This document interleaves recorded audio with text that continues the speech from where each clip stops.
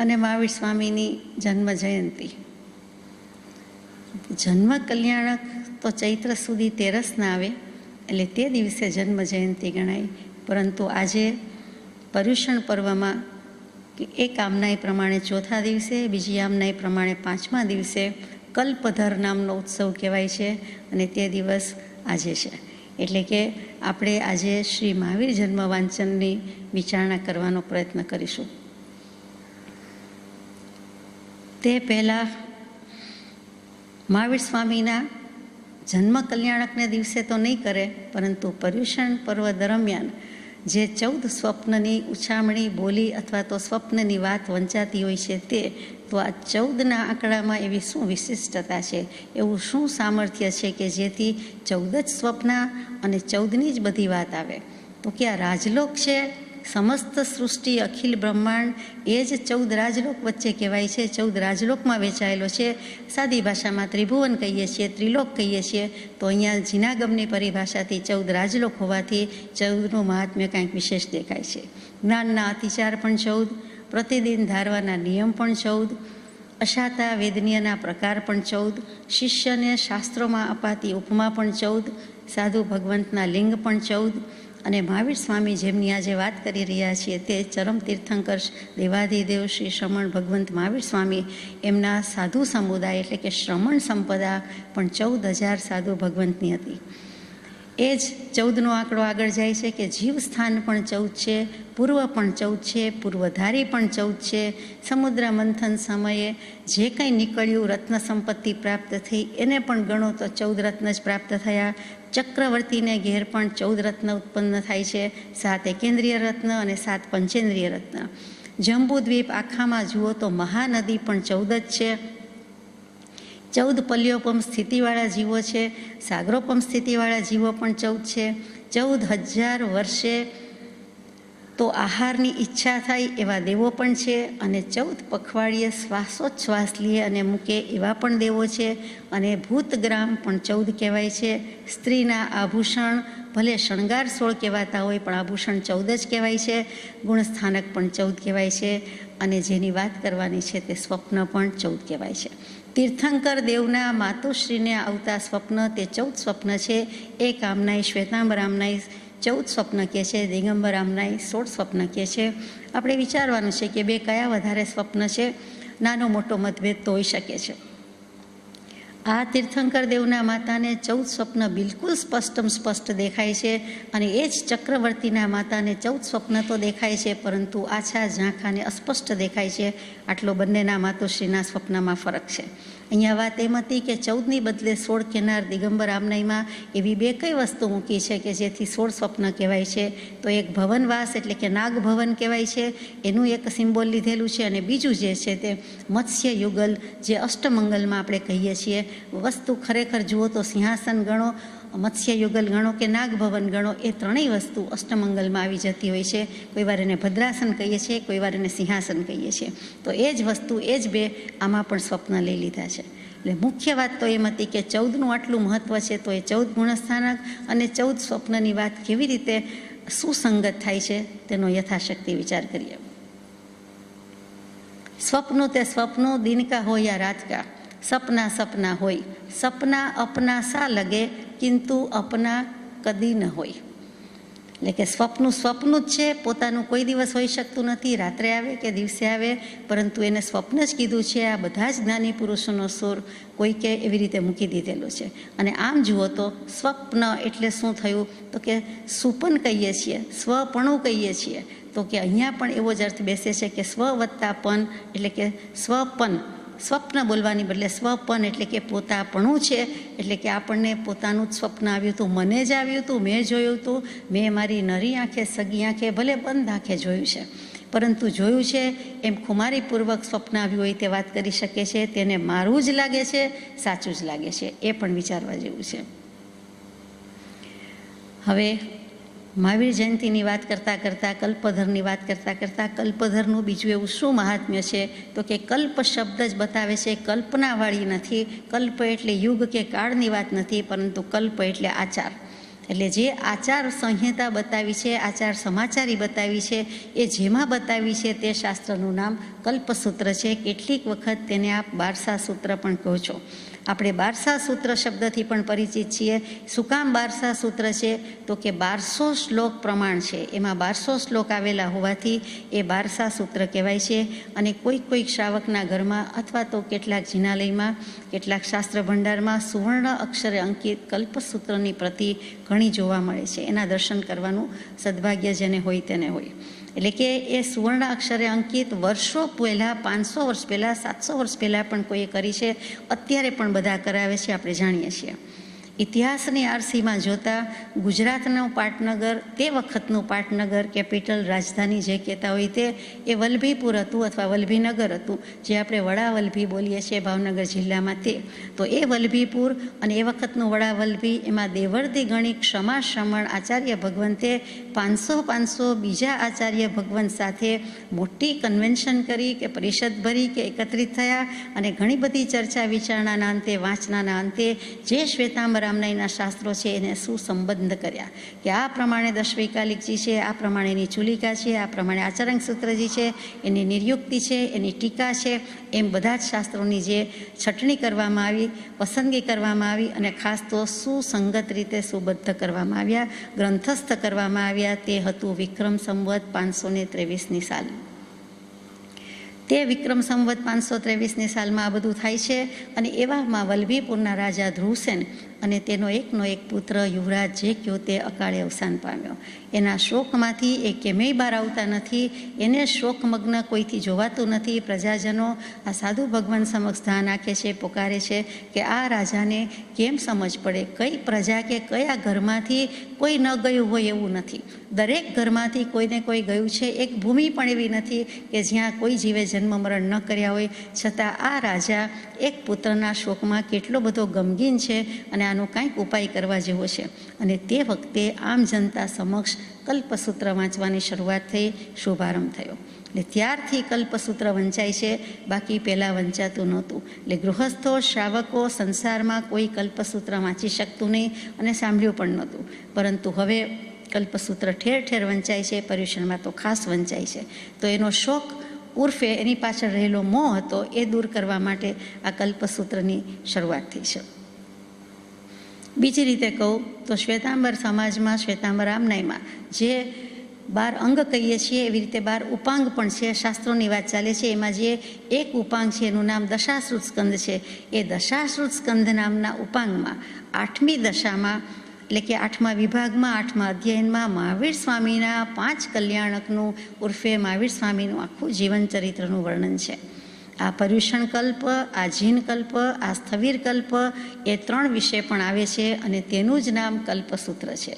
કલ્પસૂત્ર એટલે દશાશ્રુત સ્કંદ નામનું મૂળ આગમનું એક ઉપાંગ અને એનું 8મું અધ્યયન કે 8મી દશા, 8મો વિભાગ, તેનું નામ કલ્પસૂત્ર છે. એટલે કે સ્થાનકવાસી આમનાઈમાં કે તેરાપંથી આમનાઈમાં કે બીજા શાસ્ત્રોમાં કલ્પસૂત્ર આવતું નથી એવું નથી. કલ્પસૂત્ર કોમન જ છે, આવે જ છે. મહાવીર સ્વામી થઈ ગયા છે, હકીકત છે, અને એમના પંચકલ્યાણક પણ થયા છે અને એમનું જીવન ચરિત્ર પણ છે. એનું જેમાં આલેખન થયું છે તે કલ્પસૂત્રની વાત છે. કોણે રચ્યું છે? કોઈ હમણાંના આચાર્ય ભગવંતે લખ્યું નથી, પરંતુ શ્રુત કેવલી શ્રી ભદ્રબાહુ સ્વામી થયા, જેણે સ્થુલીભદ્રજીને એક કંઈક અપરાધ વશાત કેટલું જ્ઞાન આપ્યું, કેટલું ન આપ્યું, સંઘે વિનંતી કરી એટલે પછી એને શબ્દાર્થ આપ્યો પણ ભાવાર્થ ન જ શીખવાડ્યો કે ન જ આપ્યો. તે શ્રુત કેવલી ભદ્રબાહુ સ્વામીની વાત છે. અને તેમણે આ કલ્પસૂત્ર કહો કે આ દશાશ્રુત સ્કંદ કહો તે ગ્રંથની રચના કરી છે. મહાવીર સ્વામીના નિર્વાણ પછી થોડા વર્ષમાં, થોડા વખતમાં જ આ ગ્રંથની રચના થઈ છે. અને એનું 8મું અધ્યયન એ કલ્પસૂત્ર, જેને આપણે ઘણીવાર પર્યુષણા કલ્પ કહીએ છીએ, કેમ કે પર્યુષણ પર્વ દરમિયાન વંચાય છે. એ સમયની અર્ધમાગધી ભાષામાં રચના થઈ છે. માગધી, અર્ધમાગધી ભાષામાં પણ 4-5 પ્રકાર છે. એટલે તે સમયે જે અસ્તિત્વમાં હતી તે માગધી ભાષામાં છે. એમાં મુખ્ય 3 વિભાગ છે. બધા જ, એટલે કે આ અવસર્પણી કાળના 24 તીર્થંકર દેવના ચરિત્રો છે. બીજો વિભાગ છે સ્થવિરાવલી અને ત્રીજો વિભાગ છે સાધુઓની સમાચારી. તો તીર્થંકરોના ચરિત્રોમાં જો બધા જ વાંચીએ તો કેવી રીતે પૂરું થાય, એટલે છેલ્લેથી શરૂ કર્યું. આપણને છેલ્લામાં છેલ્લા આસન્ન ભવ્ય ઉપકારી કોણ છે, તો કે ચરમ તીર્થંકર દેવાધિદેવ શ્રી મહાવીર સ્વામી. ઋષભદેવ થયા, પહેલાં થયા, અત્યંત ઉપકાર છે, બીજા બધાનો પણ અત્યંત ઉપકાર છે, પરંતુ છેલ્લા ઉપકારી આપણા એ હોવાથી, ક્લોઝેસ્ટ કોન્ટેક્ટ એ હોવાથી અથવા એ ટચમાં હોવાથી આપણે એ જીવન ચરિત્રથી વાત શરૂ થતી હોય છે. એટલે કલ્પસૂત્રમાં હંમેશા મહાવીર જન્મ વાંચન મહાવીર સ્વામીથી શરૂઆત થાય, એટલે કે 24મા ભગવાનથી શરૂ થાય. પછી તો મોટા ભાગનાને વાંચવાનો સાંભળવાનો સમય હોતો જ નથી, એટલે સવાલ રહેતો જ નથી કે બીજા તીર્થંકર દેવનો વારો ક્યારે આવે. એટલે કે 24મા ભગવાન એનું પણ માત્ર જન્મ વાંચન, એમાં પણ માત્ર સ્વપ્નની જ વાતથી લગભગ પર્યુષણ પૂરું થઈ જાય છે. પછી બીજું એમાં શું છે, તો બીજા વિભાગમાં સ્થવિરાવલી છે. સ્થવિર કહેતા વૃદ્ધ, ધર્મવૃદ્ધ, જ્ઞાનવૃદ્ધ, તપવૃદ્ધ એવા મહાન અને પૂર્વ આચાર્યો જે કોઈ થઈ ગયા છે તે બધા ગણધર દેવથી માંડીને છેલ્લા આચાર્ય સુધીની વાત કરીએ તો એ બધાનું એ સ્થવિરાવલીમાં નામ આવે છે અને એમનું વર્ણન આવે છે. અને ત્રીજો વિભાગ છે તે સાધુઓની સમાચારી, એટલે કે સાધુ સાધ્વીએ ભગવંતે કેવી રીતે વર્તવું જોઈએ તે બધું તેમાં આવે છે. તો આ એક નાની સી વાત હતી કે સ્વપ્ન એટલે શું, અને 14 સ્વપ્ન અને 14 ગુણસ્થાનકને ગાઢ સંબંધ હોવો જોઈએ, કંઈક સંબંધ હોવો જોઈએ, નહીં તો આ બને નહીં. એટલે કે તીર્થંકર દેવના માતાને ભલે 14 સ્વપ્ન આવ્યા હોય, પરંતુ એ 14 સ્વપ્ન કયા છે, શું છે, કેમ છે, એની આપણે યથાશક્તિ વિચારણા કરીએ, અને 14 સ્વપ્ન 14 ગુણસ્થાન સાથે કેવી રીતે સંબંધ ધરાવે છે એ પણ વિચારીએ. તો પહેલું સ્વપ્ન છે હાથી. માનો યા ન માનો, પણ પ્રૂવ થયેલું છે, સાબિત થયેલું છે, બધાએ સ્વીકારેલું છે કે બુદ્ધિમાં, બળમાં અને કામ વાસનામાં સૌથી વધારે કોઈ હોય, પહેલો નંબર હોય તો એ હાથીભાઈનો આવે છે. એની બળમાં પણ કોઈ બરોબરી કરી શકે નથી. ગમે તેટલી દોડ હોય, મેરેથોન હોય, તો પણ હાથી જીતી જાય, મનાય કે ન મનાય.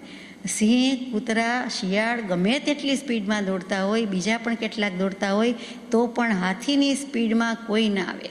કેમ કે એ પોતાનું વજન ઉંચકી શકે છે, દોડી શકે છે, અને એ વજનને કારણે, વધારે વજન દેખાય છે એને કારણે એ વધારે વેગ પકડી શકે છે. અને એ તો નિયમ છે, પકડી શકે. એટલે એ હાથી સૌથી વધારે દોડમાં, એટલે બળમાં પણ છે, દોડમાં પણ છે, બુદ્ધિમાં પણ હાથીની તોલે કોઈ ના આવી શકે. ચિમ્પાન્ઝી, વાંદરા વગેરે એક બાજુ રહી જાય. આ હાથી બુદ્ધિ અને બળમાં નંબર 1 છે. એવી જ રીતે કામ વાસનામાં, સ્પર્શેન્દ્રિયના વિષયમાં પણ હાથીનો નંબર પહેલો આવે છે. એટલે જ હાથીને જ્યારે મારવો પકડવો હોય ત્યારે સામે ખોટી બનાવી હાથણી, લોકો ઊભી સામે ધરે, હાથી મરે ખાડે પડી, જ્યાં સ્પર્શવાને જાય છે, માટે વિચારો માનવી કે વિષયથી શું થાય છે. તો આપણે વાત કરતા હતા કે આ ત્રણેયમાં 1 નંબરના હાથી છે. કેટલીક વખત દેરાસરજીમાં, જીનાલયમાં અને ખાસ કરીને માં નહીં પણ બાર, આંગણામાં ખરું પણ બહાર વધારે શોભે છે, તે કાળા હાથી મૂકવામાં આવતા હોય છે. એ હાથી ક્યારેય સફેદ કે ગ્રે કલરના ન મુકાય, પણ કાળા મુકાય. શું કામ, તો કે ગુણસ્થાનકની વાત લેવાની છે. પહેલું મિથ્યાત્વ ગુણસ્થાનક છે, ગાઢ કર્મ છે, ચીકણા કર્મ છે, બહુલ કર્મ છે, કેટલાક અભવ્ય પણ એમાં છે, અને કૃષ્ણ રાત્રિ જ જેને ચાલે છે, અશુભ અશુભને અશુભ જ ચાલે છે, એવી મિથ્યાત્વની ઘોર ભયંકર દશા છે. એ સૂચવવા માટે દેરાસરજીની બહાર હંમેશા કાળા હાથી મુકાય છે કે આ મિથ્યાત્વ લઈને ફરે છે અને મિથ્યાત્વ મોડવાનું છે, મૂકવાનું છે. એટલા માટે દેરાસરજીની બહાર આ કાળા હાથી છે. એમાંય કાળા હોય ત્યારે તો આ જ છે, બાકી હોય ત્યારે એના ગુણ લેવાના છે. શિવજીને પણ શું થયું, તો ગણેશજીને કયું માથું બેસાડ્યું છે, આટલા બધા ગુણ હશે, એટલે હસ્તિરાજનું જ, ગજરાજનું જ મસ્તક બેસાડવામાં આવ્યું છે, આપ જાણો છો. એટલે અહીંયા પહેલું ગુણસ્થાનક, પહેલાં સ્વપ્નની વાત લીધી. બીજું ગુણસ્થાનક, બીજું સ્વપ્ન, તો બળદનું સ્વપ્ન બીજું આવે છે. સ્વપ્નના ક્રમમાં કંઈ ગેરસમજ કે ભૂલ હોય તો મને પ્લીઝ કહેજો. બળદ શબ્દ જ સૂચવે છે કે બળદનો દેનારો, બળદનો આપનારો, શક્તિનો આપનારો. એટલે હાથી પછી કામવાસનામાં અગર તો બળમાં જો બીજો નંબર આવતો હોય તો તે બળદનો આવે છે. આપણે એને સૌથી વધારે પહેલો નંબર આપ્યો છે. અહીંયા શાસ્ત્ર કરતા પુરુષો બીજો આપે છે. સમ્યક દર્શન કોઈને થઈ ગયું પણ પતિત થયો, એટલે પડવાનો વારો આવ્યો, તો ચોથેથી પહેલે પણ આવી જાય, અને ચોથેથી પહેલે આવવામાં અને આવતા પહેલાં ક્ષણવાર માટે એ બીજે ગુણસ્થાનકે સ્પર્શે છે. બીજું ગુણસ્થાનક એટલે આપ જાણો છો સાસ્વાદન ગુણસ્થાનક. એટલે કે એક વખત આપણે આ સ્વાદ લીધો હોય, સ્વાદ લીધો હોય, એમ સમ્યક દર્શનનો સ્વાદ લીધો છે, પણ હવે જીવ પડી જાય છે. અને એટલા માટે એને ત્યાં સાસ્વાદન સંકેત કહ્યું છે કે એ આસ્વાદ લીધેલો છે, આસ્વાદ સહિત છે.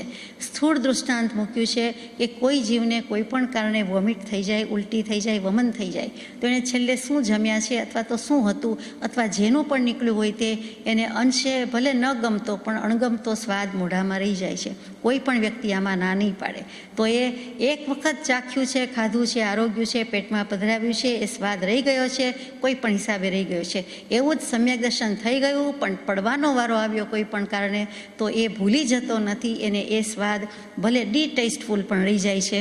એટલે અહીંયા આપણે એને બળદ કહીએ છીએ અને બળદના સ્વપ્નની સાથે સરખાવીએ છીએ. કેમ કે બળદ પણ એક સાથે જમ્યા પછી નિરાતે બેસીને અથવા તો ઊભા રહીને વાગોળતા હોય છે. જેમ ગાય વાગોળતા હોય છે એવી જ રીતે બળદ પણ વાગોળે છે.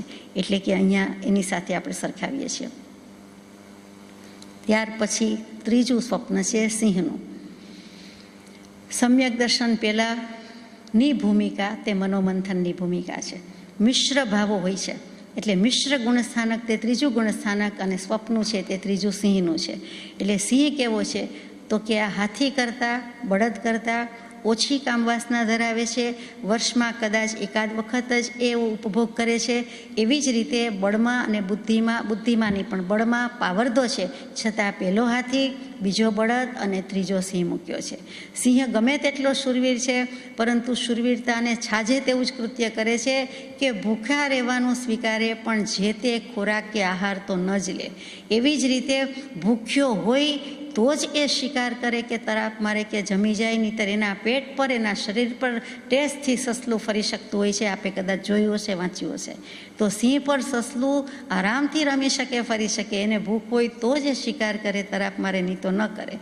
એટલે સિંહમાં આ બધા કેટલાક ગુણો રહેલા છે. આ સિંહના ગુણ છે એવું જ આ ત્રીજા ગુણસ્થાનક વર્તી જીવની વાત છે કે એને પણ મિશ્ર ભાવ છે. એટલે કે કેટલીક વખત શુભ કાર્ય ધર્મની રુચિ છે, કેટલીક વખત નથી. જવા નીકળે છે, સન્મુખ થાય છે, સમવસરણમાં પ્રભુ સન્મુખ સાંભળવા જાય છે અને ત્યાં કોઈ કહે છે કે ચાલો ને થોડી વાર આપણા ઘરે કે આપણે બેસીએ, રમીએ, પાના રમીએ, કાર્ડ્સ રમીએ, કાંઈ બીજું કામ કરીએ કે બીજે બહાર જઈએ અથવા થોડી વાર બેસીશું. એમ કરતાં કરતાં જતો હોય, જવા નીકળ્યો હોય અને પાછો વળી જાય. તો તે મિશ્ર ભાવ છે. આ સમજવા માટે વાત છે. એવું જ મિશ્ર ગુણસ્થાનકનું કામ છે. રુચિ પણ છે, નથી એમ પણ નથી, અને છે એમ પણ નથી. એટલે બંને વસ્તુ ભેગી છે, તે મિક્સ ફિલિંગ છે. એ આ સિંહમાં જેમ બતાવ્યું છે એવું જ આમાં બતાવ્યું છે. ત્યાર પછી ચોથું સ્વપ્ન લક્ષ્મી દેવીનું છે કે પહેલાં ત્રણ સ્વપ્ન પશુના આવ્યા. ગમે નહીં એવાની વાત કરવી પડે, હાથી, બળદ અને સિંહ.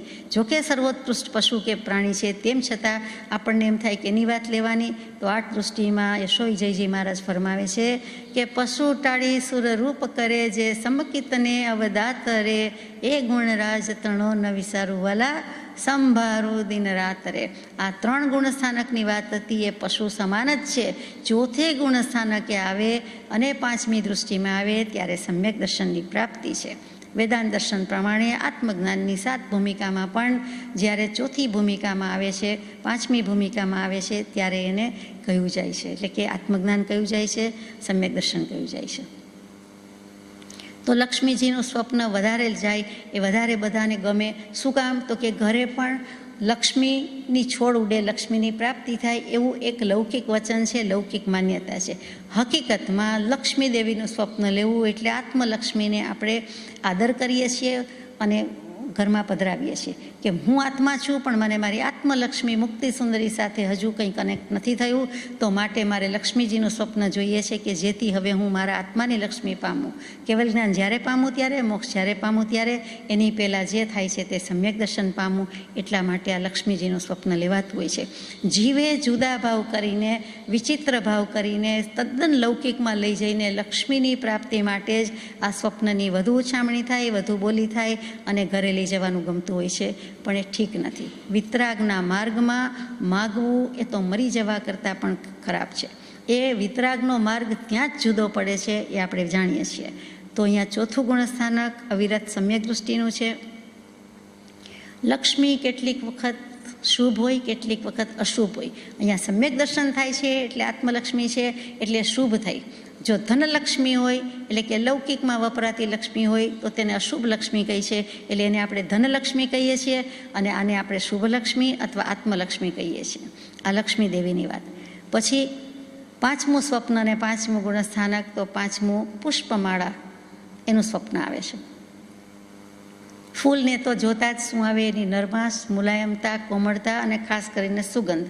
એટલે જેમ પુષ્પની સુવાસ રહેલી છે, કોમળતા રહેલી છે, એવી જ જીવની કોમળતા છે અને એવી જ જીવની નરમાશ થાય, મુલાયમતા થાય અને એના સદ્ગુણની સુવાસ એટલી જ થાય. કેમ કે ચોથું સ્વપ્ન, ચોથું ગુણસ્થાનક સમ્યક દર્શનની પ્રાપ્તિ થઈ ગઈ, એટલે અનંતા ગુણ એમાં પ્રગટી ગયા છે. એટલે એક સદ્ગુણ તે સમ્યક દર્શન અસ્તિત્વ ભાસ્યું અને ત્યાર પછી બીજા ગુણોને પણ સાથે લેતા આવ્યા. એટલે કે સદ્ગુણની સુવાસ છે, સાથે કેટલાક વ્રત નિયમ પછખાણ છે, જે ચોથું ગુણસ્થાનક છે, દેશવિરતી સમ્યક દૃષ્ટિ.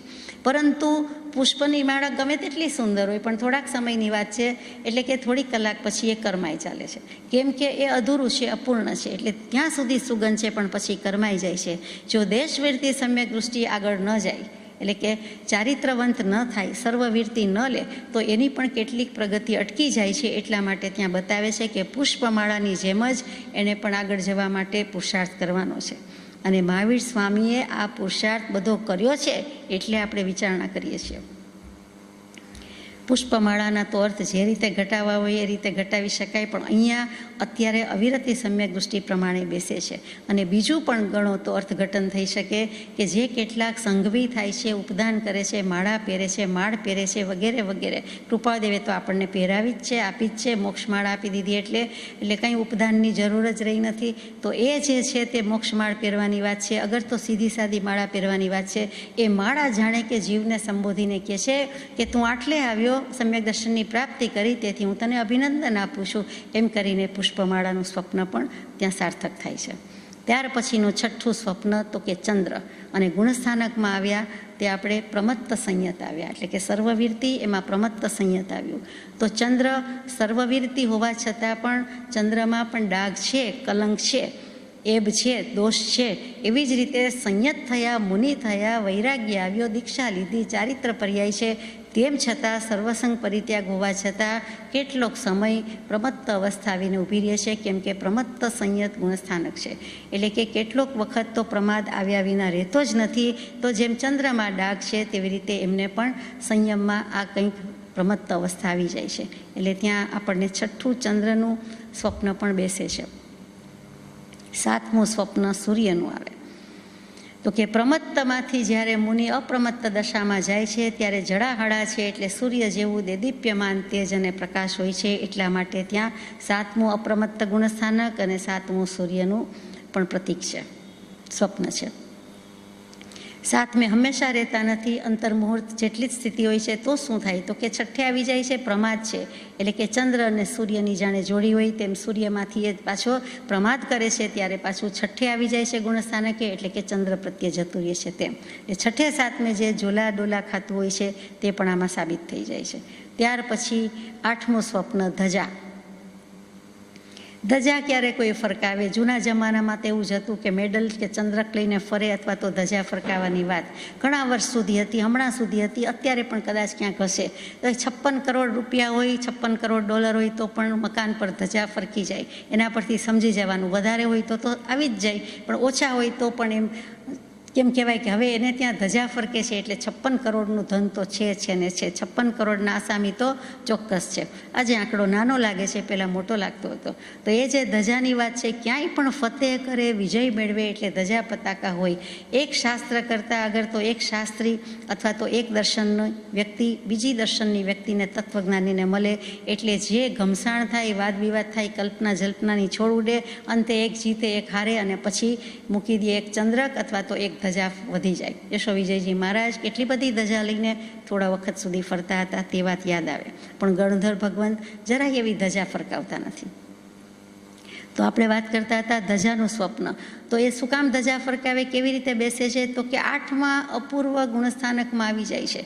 એટલે કે અપૂર્વ ભાવ વેદે છે, દ્વિતીય ઉપશમ સંકિત થાય છે. અપૂર્વ, પૂર્વે કદી એવો ભાવ કે અધ્યવસાય આવ્યો નથી એવો અપૂર્વ ભાવ વેદાય છે. જ્વલંત સફળતા મળી જાય છે. એટલા માટે શ્રેણી માંડવાનો પુરુષાર્થ કરે છે. કઈ શ્રેણી, કઈ નિસરણી, કઈ સીડી? મોક્ષ મહેલની. મોક્ષે જવા માટેનો પુરુષાર્થ કરે છે. એનાથી વધારે શું બીજું હોય? એટલે એ ધજા ફરકાવતો હોય તેમ 8મું સ્વપ્ન અને 8મું ગુણસ્થાનક છે. ત્યાર પછી 9મું સ્વપ્ન છે તે કળશનું છે. બરાબર છે ને ક્રમ? તો એ કળશ કુંભ જે કહેતા હોય તે શું કામ? તો કે મોહનીય કર્મનો ક્ષય અથવા મોહનીય કર્મનો ઉપશમ કરવાનો છે. એટલે હવે કેવલ જ્ઞાન પ્રગટું છે. કેવલ જ્ઞાનના દંડિકા વાગી ગયા છે, ડીમડીમના વાગે છે, એટલે કે સામયું કરવાનું છે. એટલા માટે ત્યાં કુંભ સ્થાપનની વિધિ જેમ પ્રતિષ્ઠા ઉત્સવમાં પણ હોય અને લગ્ન વગેરે માંગલિક પ્રસંગમાં હશે, આપ વધારે જાણો તો એ જે કુંભ સ્થાપન છે તે અહીંયા કુંભનું સ્વપ્ન 9મું છે, કળશનું છે, કુંભનું છે. એટલા માટે બતાવે છે કે અનિવૃત્તિ ગુણસ્થાનક, અનિવૃત્તિ બાદર ગુણસ્થાનક છે. એટલે અહીંયા મોહનીય કર્મનો કોઈને ક્ષય થાય છે, કોઈને ઉપશમ થાય છે. હજી સંપૂર્ણ ક્ષયને વાર છે. પછી 10મું સ્વપ્ન અને 10મું ગુણસ્થાનક લેવાનું. તો 10મું સ્વપ્ન પદ્મ સરોવરનું, શ્વેત પદ્મ સરોવર. એકદમ એવી ક્યાંય બીજાની વ્હાઇટનેસ ન હોય, એટલી પ્યોરિટી હોવાથી, આત્માના પરિણામ એટલા શુદ્ધ વિશુદ્ધ હોવાથી, નિર્મળતા હોવાથી એ જે સફેદ કમળ છે એની સાથે કોમ્પીટ કરે છે. એટલે કે શ્વેત સરોવર અને અહીંયા આત્મ સરોવર છે એની દશા પણ એવી જ છે. એટલે ત્યાં 10મું સ્વપ્ન છે તે પદ્મ સરોવર. શું કામ? તો કે સૂક્ષ્મ સંપરાય ગુણસ્થાનક છે. સંપરાય અને સૂક્ષ્મ એટલે કષાય. કષાય હવે ઘણા જ પાતળા પડી ગયા છે. હવે જવું જ છે. હવે છેલ્લું જ બાકી રહ્યું છે. 10મા ગુણસ્થાનકે છેલ્લો લોભ, અને લોભની પણ 3 પ્રક્રિયા થાય, પ્રોસેસ થાય, 3 પ્રક્રિયા થાય છે. એમાં કીટીકરણની પ્રક્રિયા સુધી આવી જાય છે. એટલે કે જાણે ઘી બનાવતા હોય ને કીટું કાઢી નાખે, અહીંયા બગદું બોલે છે, એક બાજુ રહી જાય, એટલું શુદ્ધ થઈ ગયું છે, એટલું તવાઈ ગયું છે, ચકાસાઈ ગયું છે. તો એટલું પદ્મ સરોવર સ્વપ્નનું બળ એટલે અહીંયા પ્રતીક રૂપે છે. તો એ 10મા ગુણસ્થાન વર્તી આત્માની દશા છે. 11મું છે ક્ષીર સમુદ્ર. ઘણીવાર ઘણા 11 ઉપવાસ કરે તો કે ક્ષીર સમુદ્ર કર્યો છે, 11 એકાસના કરે, પછી ભોજનમાં પારણામાં કદાચ ખીર લે વગેરે. તો ક્ષીર સમુદ્ર કહેતા જ આપણને 11નો આંકડો યાદ આવે. તો અહીંયા પણ એ જ કહેવું છે કે ઉપશમ અને શ્રેણીમાંથી કે જીવ પડે છે. એટલે કે 11મે ગુણસ્થાનક આવે છે, ઉપશમ શ્રેણીથી પડે છે. અહીંયા ક્ષીર સમુદ્રની ઉપમા છે. કેમ કે સમુદ્ર છે, દરિયાના પેટાળમાં જતું પણ રહેવાય, નીકળી પણ જવાય, રથ લઈને પાછું પણ અવાય, અને નહીં તો ડૂબી પણ જવાય. જો ધ્યાન ન રાખે તો ડૂબી જવાય. કેમ કે 11મું ગુણસ્થાનક છે એટલે એને પડવાનું નિશ્ચિત છે. પછી કંઈક હાથમાં આવી જાય તો એ તરી જાય છે, સાધન પકડી લે છે, તો પાછું 4થે, 5મે, 6થે, 7મે આવી પણ જાય છે. જીવી જાય છે, તરી જાય છે, તો એમ બને છે, પણ બાકી પડે છે એ હકીકત છે. એટલે 11મું સ્વપ્ન, 11મું ગુણસ્થાનક.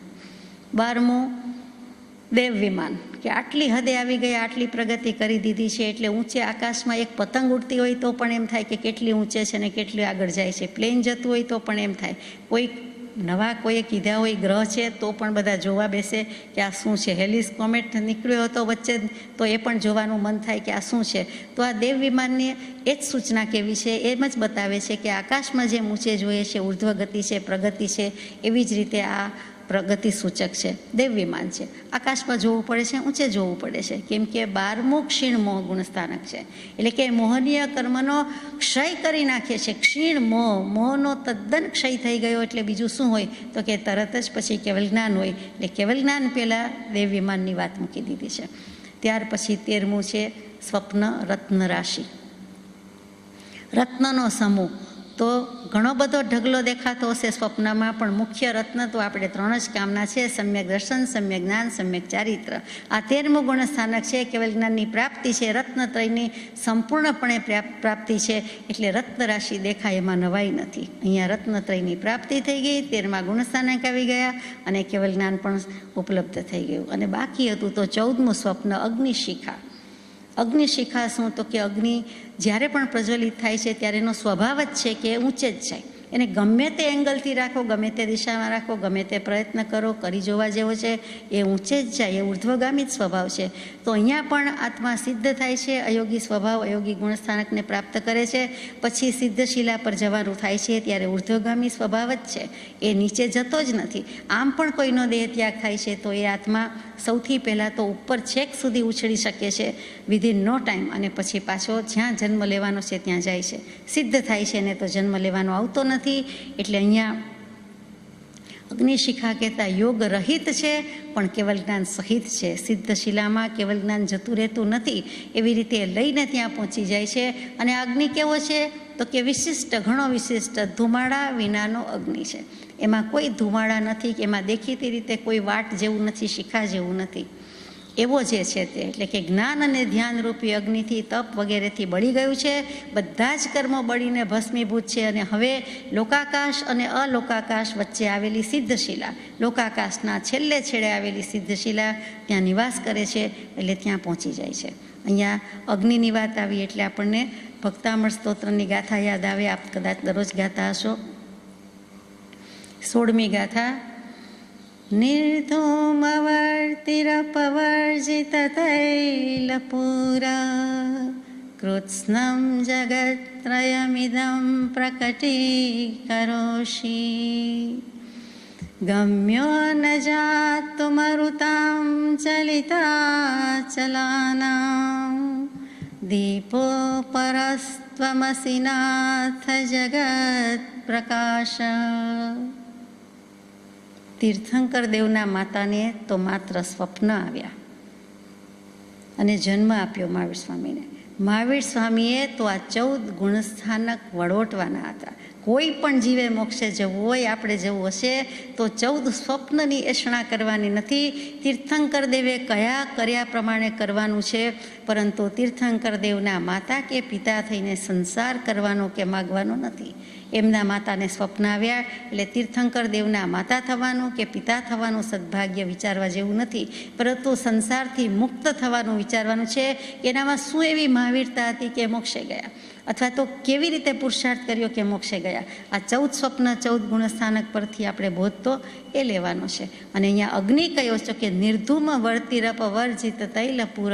ત્યાં તેલ નથી જોતું, ઘી નથી જોતું, વાટ નથી જોતી, ધુમાડો નથી, કાંઈ જ નથી, વાન વિનાની સ્થિતિ છે. નિર્વાણ કહીએ છીએ એટલે વાતું વાત, પવન, હવા, શ્વાસોચ્છ્વાસ લેવાનો નથી, એવો અગ્નિ છે. એટલે કે અગ્નિ બુઝાય છે કે ખરેખર જલે છે, જીવે છે. તો આ નિર્ધૂમ અગ્નિને મહર્ષિ અરવિંદ એક વખત કહે છે કે અનટ્રેમ્બલિંગ વર્જિન ફાયર કોઈને કેવો હોય તો આ જૈનમાં જે આવે છે કે નિર્વાણ વખતની દશા છે અથવા તો સ્થિતિ થાય છે, તેને હું કહી શકું. ભક્તામળ સ્તોત્રમાં માનતંગ સુરીજીએ નિર્ધૂમ વર્તીથી વાત લીધી છે. હકીકતમાં એ જ કરવાનું છે. ખરેખર દીવામાં જેમ સ્વરૂપમાં સમાવાની વાત છે, સ્વરૂપને સમજવાની વાત છે, પછી એમાં સમાય છે. દીવો ઓલવાય છે તો બધું ક્યાં ગયું?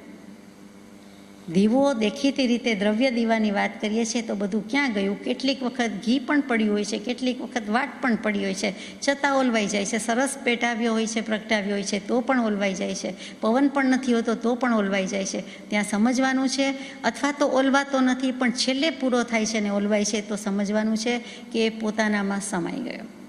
બીજે ક્યાંય બધું જતું રહેતું નથી, ક્યાંય બળી ગયું કે ક્યાંય જતું રહ્યું નથી, પણ એ દ્રવ્યથી પણ પોતે પોતાનામાં સમાઈ ગયો છે, બીજું કાંઈ નથી.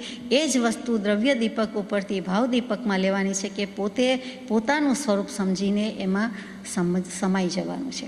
જે સ્વરૂપ સમજ્યા વિના પામ્યો દુઃખાનંદ, સમજાવ્યું તે પદનમું શ્રી સદગુરુ ભગવંત. મહાવીર સ્વામીની વાત કરતા હતા તો મહાવીર સ્વામીએ 14 ગુણસ્થાનકમાં 4થું ગુણસ્થાનક તો લઈને જ આવ્યા હતા. જન્મથી જ મતિશ્રુતને અવધિ જ્ઞાન હતા, સમ્યક દર્શન પણ હતું, અને આકરામાં આકરો વૈરાગ્ય હતો. ઘરમાં અને વનમાં ઘણું કરીને ભેદ કૃપાળદેવને તો નહોતો, પણ મહાવીર સ્વામીને નહોતો. તેમ છતાં એમને થયું કે આ ધોરીમાર્ગ, હાઈવે, ફ્રીવે એટલે હું સર્વસંગ પરિત્યાગ લઉં, અને સર્વસંગ પરિત્યાગ માટે સજ્જ થયા. ત્યાં માતા પિતાનો દેહ ત્યાગ થયો, એમનો દેહ ત્યાગ થયો. એટલે મોટા ભાઈએ કહ્યું કે હવે 2 વર્ષ ખમી જાઓ, હું પણ શોકમગ્ન છું. તો 2 વર્ષ ખમી પણ ગયા. એમને તો આયુષ્યને એના ઉપર કાળ ઉપર ભરોસો હતો, કેમ કે કાળ ઉપર વિજય મેળવેલો હતો. દેહાતીત કાલાતીત પુરુષ હતા, એટલે માન્યું. આપણે તો બાનાબાજીમાં જાય કે ચાલો ભલું થયું, સારું થયું. કોઈએ કહ્યું તો હવે 2 વર્ષ પછી વાત, થોડા વર્ષ પછી વાત, દસકા પછી વાત. એવું અહીંયા નથી. એવા મહાવીર સ્વામીએ પણ સર્વસંગ પરિત્યાગ કર્યો. અને એ મહાવીર સ્વામીએ એક પછી એક ગુણસ્થાન વળોટ્યા છે. ચોથું તો હતું જ, પછી 6, 7, પછી 11 આવે તો કે 11મું ટચ મહાવીર સ્વામીના ભવમાં નથી કર્યું, પણ 27 જે ઈષ્ટ અને નેષ્ટ ભવ થયા, એટલે ઈષ્ટ ન ઈષ્ટ એવા ભવ થયા, સારા ખરાબ થયા. એમાં તો કેટલી બધી ચડ ઉતર છે, કેટલા બધા ઢોળાવ અને ચઢાણ આવ્યા છે. એ બધું જ જે ઉતરણ આવ્યા છે એ પણ વિચારવા જેવું છે. એ મહાવીર સ્વામીએ, અત્યારે તો માત્ર મહાવીર સ્વામીના ભવની વાત કરીએ છીએ, તો મહાવીર સ્વામી અને ગૌતમ સ્વામી. મહાવીર સ્વામી જન્મી પણ ગયા, સ્વપ્નની વાત પણ પૂરી થઈ ગઈ, અને એમને પુરુષાર્થ કર્યો, અસીમ પુરુષાર્થ કર્યો. 13મા ગુણસ્થાનકે પણ પહોંચી ગયા, કેવલ જ્ઞાન થઈ ગયું છે. હજુ સદેહે વિચરમાન છે. એટલે ત્યારે કે ગૌતમ સ્વામી મળે છે. ગૌતમ સ્વામી પૂછે છે, ભગવતીજી સૂત્રની સાક્ષીએ કહેવાય છે કે હે ભગવાન, સ્વપ્ન કેટલા પ્રકારના છે? ગૌતમ સ્વામીને શ્રુત કેવલથી ઘણું જણાતું હતું, તેમ છતાં મહાવીર સ્વામીએ ટકોર કરી હતી કે હે ગૌતમ, હું સર્વજ્ઞ છું, એટલે કે હું સર્વજ્ઞતાથી જાણીને કહું છું. એટલે આત્મા વેરી ડિરેક્ટ, પ્રત્યક્ષપણે વગર ઉપયોગે જણાઈ જાય છે. અને હું કહું છું, જ્યારે તારે પ્રયત્ન કરવો પડે છે અને તું શ્રુતથી જાણે છે. આ શ્રુત કેવલ અને કેવલ એ બે વચ્ચેનો ફરક છે, એમ કરીને કહ્યું છે. પછી તો ગૌતમ સ્વામી એકેય પ્રશ્નમાં પોતાની મેળે કાંઈ જવાબ આપતા નથી. 36,000 સવાલ મહાવીર સ્વામીને પૂછ્યા છે, અને મહાવીર સ્વામી પાસેથી જ કઢાવ્યું છે અને સ્ટેમ્પ લગાવ્યો છે. તો એમાં એક પ્રશ્ન એવો પૂછે છે ગૌતમ પ્રભુ કે હે ભગવાન, સ્વપ્ન કેટલા પ્રકારના? તો મહાવીર સ્વામી ફરમાવે છે કે સ્વપ્ન 5 પ્રકારના છે. પહેલું સ્વપ્ન યથાતથ્ય પ્રકારનું છે કે જેવું જુએ તેવું ફળ મળે. એ સત્ય પણ હોય અને શુભ પણ હોય. ફરીથી, જેવું જુએ, સ્વપ્નમાં જેવું જુએ તેવું જ ફળ મળે. અને તે હંમેશા ક્યારે બને તો કે સાચું પડે અને શુભ હોય ત્યારે. સત્ય અને શુભ જ હોય છે. આ યથાતથ્ય છે, જેમ છે તેમ. બીજું પ્રતાન નામનું છે, જે પ્રતાન શબ્દ જુદો લાગે પણ આપણે પ્રયાણ કરીએ તો ચાલે, કે વિસ્તારવાળું સ્વપ્ન હોય છે, અને એ સાચું પણ હોય અને ખોટું પણ હોય. ત્યાર પછી ત્રીજું પ્રકાર બતાવ્યો છે કે ચિંતા, કે જાગૃત અવસ્થામાં જે પદાર્થનું ચિંતન કે વિચાર કર્યો હોય તે સ્વપ્નમાં જુએ. એ મોટાભાગના અનુભવની વાત છે કે તેને કારણે સ્વપ્ન આવતું હોય છે. ચોથું છે તદ વિપરીત, તેથી બિલકુલ જુદું. સ્વપ્નમાં જે પદાર્થ જોયા છે તેનાથી વિપરીત પદાર્થની પ્રાપ્તિ થાય છે. જોયું હોય એના કરતાં બિલકુલ જુદું કે કંઈક ઊંધું જ દેખાય કે મળે છે. અને 5મું અવ્યક્ત સ્વપ્ન છે, કે સ્વપ્નમાં અસ્પષ્ટ અર્થનું દેખાવું થાય છે. એમાં કંઈક આડજંજાળ જેવું આછું પાતળું દેખાતું હોય છે, સરખું દેખાતું નથી, એટલે અસ્પષ્ટ હોય છે. ઘણા કહે કે પછી કાંઈ ખબર ન પડી. હા, એ અસ્પષ્ટ હોય છે. એટલે આ 5 પ્રકારના સ્વપ્ન છે. આ સિવાય 6થો પ્રકાર છે નહીં. પછી બીજો પ્રશ્ન પૂછે છે કે પ્રભુ, સૂતેલાને સ્વપ્ન આવે, જાગતાને આવે કે કાગા નિંદરમાં આવે? કાગા નિંદર આપણો શબ્દ છે. ગૌતમ પ્રભુએ તો અર્ધ સૂતેલા અર્ધ જાગૃત એમ કીધેલું છે. તો મહાવીર પ્રભુ ફરમાવે છે કે સૂતેલા જાગતા, એટલે કે અર્ધ નિદ્રાવાળાને, કાગા નિંદરવાળાને આવે. એ અડધા સૂતેલા છે, અડધા જાગે છે. સ્વપ્નમાં શું થાય છે? ઇન્દ્રિયો સૂતેલી હોય છે, પણ મન જાગતું અને ઘૂમતું જ હોય છે, ફરતું જ હોય છે, અને એને કારણે આ બધા સ્વપ્ન આવતા હોય છે. પછી પૂછે છે કે સ્વપ્ન કેટલા પ્રકારના છે? આપણે બધા પ્રકાર લેવા નથી, ચિંતા કરશો નહીં. 72 પ્રકારના સ્વપ્ન છે. એમાંથી 42 સ્વપ્ન સાવ સામાન્ય હોય છે, એટલે આપણને એમાં રસ નથી. 30 સ્વપ્ન મહાસ્વપ્ન છે, કે જે 30માંથી મસમોટા મહાન હશે, અતિ મહાન હશે, તે તીર્થંકર દેવના માતાને આવતા હશે. એટલે એ પ્રમાણે કહી દીધું. પછી 72 સ્વપ્નની વાત આપણે લેતા નથી. વાસુદેવના માતાને સ્વપ્ન આવે કે કેમ? તો લખે છે કે વાસુદેવના માતાને 14માંથી 7 સ્વપ્ન દેખાય છે. બળદેવના માતાને 14માંથી 4 સ્વપ્ન દેખાય છે. અને માંડલિકને એવા, એટલે પણ કેટલાક સામંતને રાજા થઈ ગયા, કેટલાક 500 નગરના ધણી વગેરે વગેરે માપ આપ્યું છે, તે માંડલિક કહેવાય. એટલે ચક્રવર્તી, એનાથી ઓછા અર્ધ ચક્રવર્તી, એટલે પ્રતિવાસુદેવ કહીએ તે. અને ત્યાર પછી બળદેવ, અને ત્યાર પછી એનાથી પણ ઉતરતા ઓછા હોય તે માંડલિક. એને કોઈ પણ એક સ્વપ્ન દેખાય. 14માંથી એના માતાને કોઈ પણ એક સ્વપ્નના દર્શન થાય.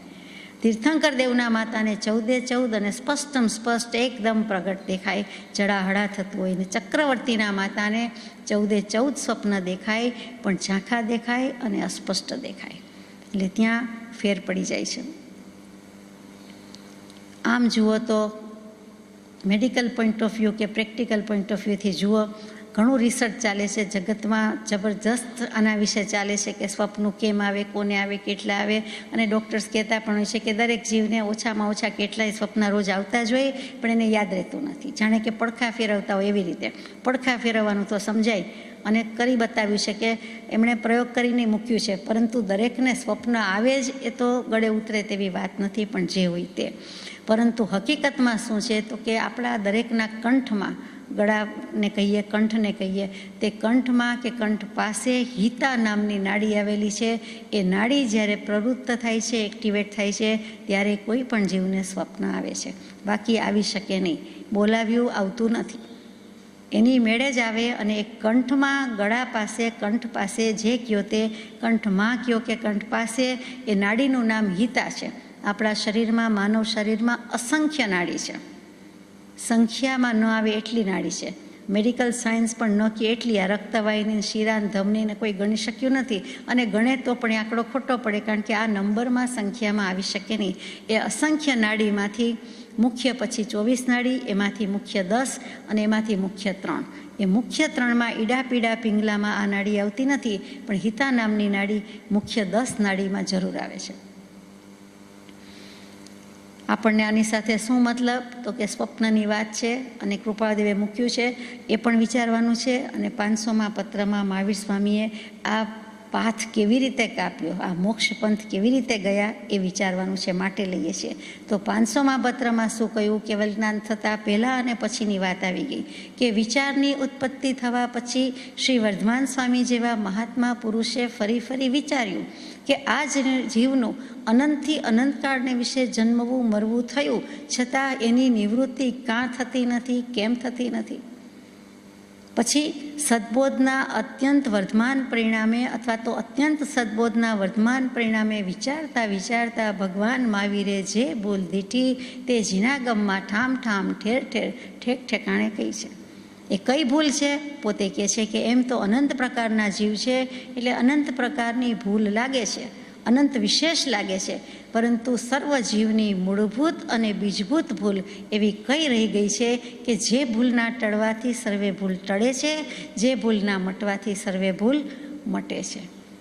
એવી કઈ એક જ ભૂલ રહી ગઈ છે કે જે ભૂલથી આ સંસાર પરિભ્રમણ હજુય ઊભું છે. તો એ ભૂલ શું છે? તો જવાબમાં એમણે કેટલું મનોમંથન કર્યું છે.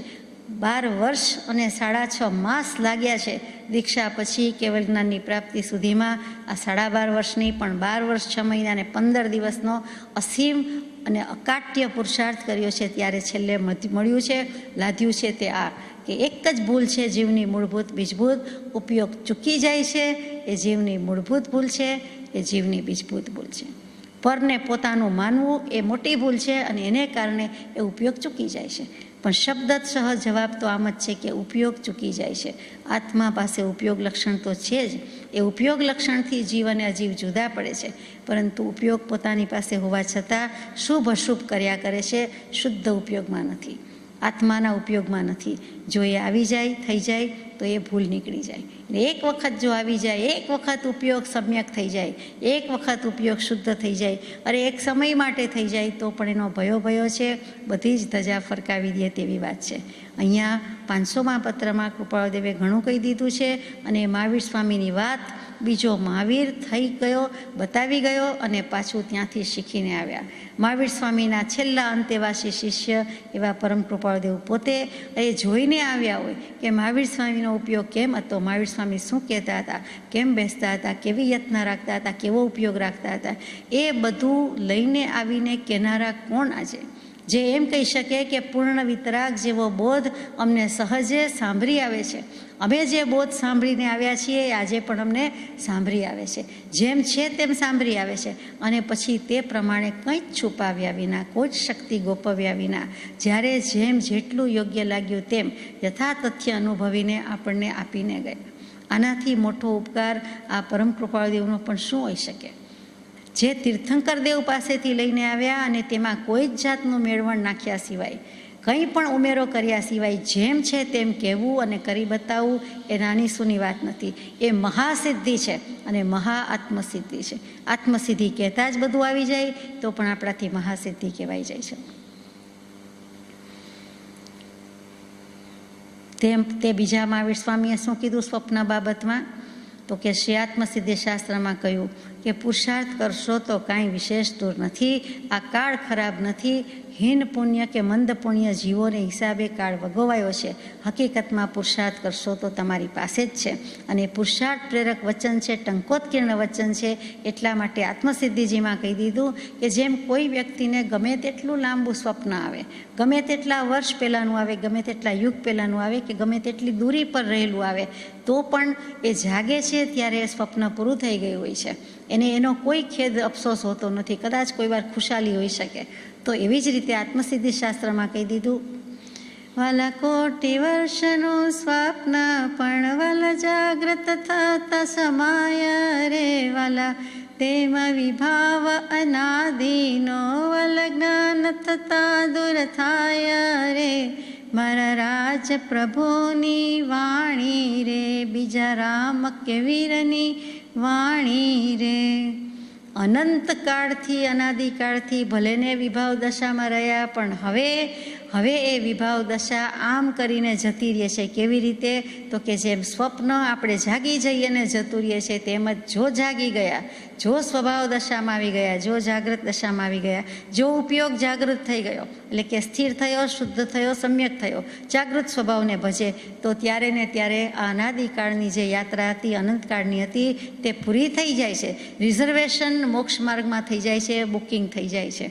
એનાથી વધારે મોટી સિદ્ધિ શું હોય? એકમાત્ર આટલું જ કરે તો કે એને સ્વપ્નવત ગણી દો કે સ્વપ્ન જ છે અને સ્વપ્ન જ હતું અને સ્વપ્ન જ છે. આ 14 સ્વપ્નની વાત પરથી બોધ તો એ જ લેવાનો છે. બીજી રીતે કહું, બીજી જગ્યાએ મૂક્યું છે આત્મસિદ્ધિજીમાં, તેની વાત લઈએ. સકળ જગત તે ઠવત રે, અથવા સ્વપ્ન સમાન, તે કહીએ જ્ઞાની દશા, બાકી વાચા જ્ઞાન, અહો અહો શ્રી સદગુરુ. એ જ વસ્તુ મહાવીર સ્વામીએ કહી છે. મહાવીર સ્વામીએ કહી છે તે જ વસ્તુ કૃપાળદેવ આપણને સ્વપ્નથી અહીંયા કહી દે છે. શબ્દ તો એ જ છે, એકમાત્ર સ્વપ્ન. આખી દુનિયા, આખું જગત જો આપણને સ્વપ્ન જેવું લાગે અથવા એઠવાડ જેવું લાગે, એઠું તો હજી લાગે કે અનાદિ અનંતકાળથી એક જગ્યા એવી બાકી નથી, તલભર રજભર, કે કોઈ એવું પૂતગલ નથી કે જે આપણે સ્પર્શ્ય નથી. આપણે અને આપણા જેવા બધા જ જીવોએ, બધી જ જીવ સૃષ્ટિએ એક પૂતગલને સ્પર્શ્યા છે, સૂંઘ્યા છે, ચાખ્યા છે. તો નરિયો એઠવાડ જ છે ને, વાસી જ ખાઈએ છીએ ને. એક જીવ વાસી જ ખાય છે કે બીજું કંઈ છે? જે કાંઈ વસ્તુ ખાય છે, વાપરે છે, સૂંઘે છે, પૂતગલ લે છે, મૂકે છે. તમે સર્જરીનો જે કાંઈ રૂમ હોય, થિયેટર હોય, એ વાસી કહેવાય, એ પૂતગલ બધા વાસી છે, કંઈ સ્ટરીલાઇઝ જેવું છે જ નહીં. તો પછી આપણે વિચારવાનું છે કે આ બધું એઠવાડ જ છે. બીજી બધી રીતે તો એઠવાડ પુરવાર કરવાનો રહેતો જ નથી, પણ આ રીતે જ બધું એઠું જ કરીએ છીએ, એઠું જ વાપરીએ છીએ. એઠું ગમે કે નહીં, પણ એઠની વચ્ચે જ રહ્યા છીએ એવું લાગવું જોઈએ, ભાસવું જોઈએ. અને બીજો બોધ છે કે સકલ જગતને એઠવત, અથવા એમ ન લાગે, એમ ન મનાય તો સ્વપ્નું લાગવું જોઈએ કે આ બધું જ સ્વપ્ન છે, સ્વપ્ના જેવો જ સંસાર છે. ઉષ્ણ ઉદક જેવો સંસાર છે, એવી જ રીતે આ સ્વપ્ન સંસાર છે. સંસાર છે એક સ્વપ્નું જ છે. ભિખારીનું સ્વપ્ન યાદ આવે, જનક રાજાનું સ્વપ્ન યાદ આવે. દુઃખી થઈ ગયા કે મને સ્વપ્ન આવ્યું, એમાં હું ભિખારી થઈ ગયો. સવારે ગુરુને પૂછવા રહે છે, કેટલું મનોમંથન, કેટલી વ્યથા, અને કહે છે કે શું કરું? ત્યારે જનકજીને માથે પણ હોય તે કોણ કહે છે? ગુરુ કહે છે કે સ્વપ્ન તો કે એ ખોટું તો આય ખોટું, એટલે કે સ્વપ્નય ખોટું ને રાજ્યય ખોટું, અને એ સાચું તો આય સાચું. સ્વપ્ન સાચું માને તો તું રાજ કરે છે એ પણ સાચું. એમાં બોધ આવી ગયો, એમાં બધું કહી દીધું કે ખોટું તો ખોટું ને સાચું તો સાચું. અપેક્ષાએ એ ખોટું છે, અપેક્ષાએ તે સાચું છે. એમ કરીને જે સ્યાદવાદ યુક્ત એન્સર જવાબ આપી દીધો, તે જવાબ પણ ધન્ય થઈ જવાય તેવો છે. આ સ્વપ્નની વાત છે, આ સ્વપ્ન સૃષ્ટિની વાત છે. આપણે આત્મસિદ્ધિ જેમાં વધારે લીધું હશે, અત્યારે લેતા નથી, તો આ સકલ જગત કાં તો એઠવત લાગે કાં તો સ્વપ્ન સમાન લાગે. આ 14 સ્વપ્નની વાત પરથી આપણને વધુ સ્વપ્ન, વધુ ભાવથી, વધુ ઉછામણી, વધુ બોલી કરીને, એકબીજાથી ચડસા ચડસી કરીને, વધુ સારું કહીને કીર્તિની કે માનની કાંક્ષા રાખવાની નથી. સંતાન પ્રાપ્તિ માટે સ્વપ્ન લેવાના નથી. સંસાર વધારવાની વાત વિતરાગના માર્ગમાં હોય જ નહીં. લક્ષ્મી પરિગ્રહ વધારવા માટે સ્વપ્ન લેવાના હોય જ નહીં. એ પણ એટલું જ યાદ રાખવું જોઈએ. જેને પણ ડોનેશન આપવું છે, જેને પણ ધર્માદો કરવો છે, જેને પણ કરવું છે, તે ગુપ્તદાન પણ કરી શકે છે, અથવા તો સ્વપ્નની ઉછામણી બોલી સિવાય પણ લખી જ શકે છે. એમાં ન આપવું એવો ભાવ નથી, પણ જે કીર્તિની અભિપ્સાની જે લાલચ રહેલી છે, લિપ્સા રહેલી છે, એને ભગવાને નાકના મેલ જેવી ગણી છે, કફની લીંટ ગણી છે. એના માટે કરવાનું નથી. એ ગમે ત્યાંથી પાડે છે. એટલે અપેક્ષા, ઈચ્છા એ દુઃખનું મૂળ છે. મૂળિયું કીધેલું છે, હે ઈચ્છા દુઃખ મૂલ, જબ ઈચ્છા કા નાશ તબ મીટે અનાદિ ભૂલ. એટલે આટલું આપણે બોધ આજના દિવસે ગ્રહણ કરીએ તો મહાવીર જન્મ કલ્યાણ સાર્થક છે. સજાત્મ સ્વરૂપ પરમ ગુરુ.